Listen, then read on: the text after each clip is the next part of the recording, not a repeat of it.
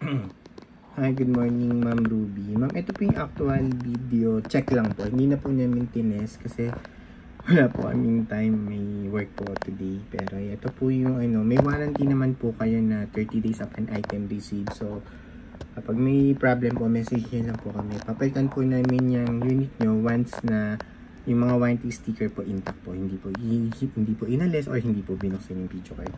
Papakita ko po later. So, ito po yung niya. Yung actual unit po, MSI GeForce GTX 1066GB Armor Edition po siya. Sobrang lalaki po ng mga pants niya. Ayan, buong buo po yan, walang sira. Ayan yung I/O ports niya. Ayan. Tapos 6-pin power connector, 8-pin po pala yan. Sa power supply po. Yung power supply po, gamit lang po kayo rated at branded po na power supply. Minimum 550 watts. Wag po, basta po rated at branded po. Yung mga brands like MSI, Asus, Gigabyte, Thermaltake, Seasonic, Corsair, ganyan lang po yung mga brands ang gamitin nyo. Wag po yung mga generic na 700 watts. Ingat po tayo na wag po tayong gagamit nun, okay? Kasi yun po usually yung nagiging sira. Kahit brand new po yung bilhin yung video card, pero pag ginamitan yung mga generic na 700 watts, promise po hindi po tatagal. Baka 1 month lang po masira na po agad yung mga computer parts, especially video card. Hindi lang po yung video card yung nasisira niya, mga ibang computer parts pa po, okay?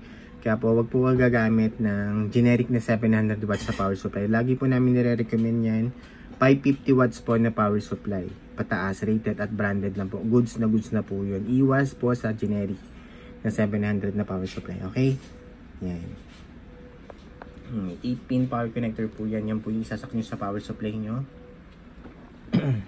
Tapos, ito yung warranty sticker. Serial number niya.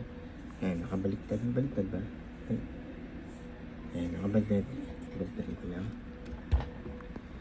Serial number niya. Dalawa po yung serial number niya. Serial number 1. Serial number 2. Ayan. Warranty sticker po namin. Yan po yung sinasabi po namin na bawal po alisin para hindi po ma-void yung warranty nyo. Lahat naman po ng store mayroong ganyan. So, para po hindi tayo magkaroon ng problem, in case lang naman po na hindi nag-work, yung may issue, papalitan po namin yan agad. Basta po, intact yung mga warranty sticker po natin. Hindi binuksan yung video card. Hindi po inalis yung warranty sticker. Okay po, yan. Yan po, Ma'am Ruby. Yan po yung model niya. Armor, 6GB.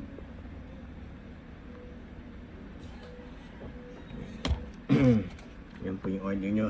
Malilate na po kami Ma'am Ruby. Yan. Okay. Tapos, pakita ko lang. Lagay ko muna siya dyan. Pakita ko lang po yung time and date. Real time. Before po namin i-ship out today.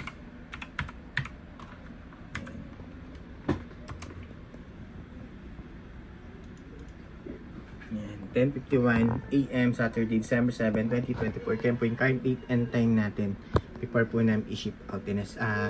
Binideo check muna namin po yung item para sa inyo po. Hindi na po namin tinest kasi rush po kami. Sorry po. Usually, ngayon lang naman po namin ito ginawa. Okay. Pero may warranty naman po kayo kaya nothing to worry. Nakita ko lang yung serial number.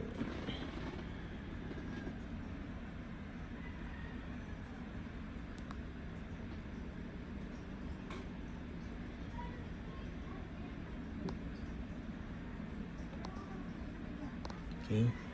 Yun lang po, Ma'am Ruby. Thank you po. Upload ko po sa YouTube channel namin po. Thank you. Bye po.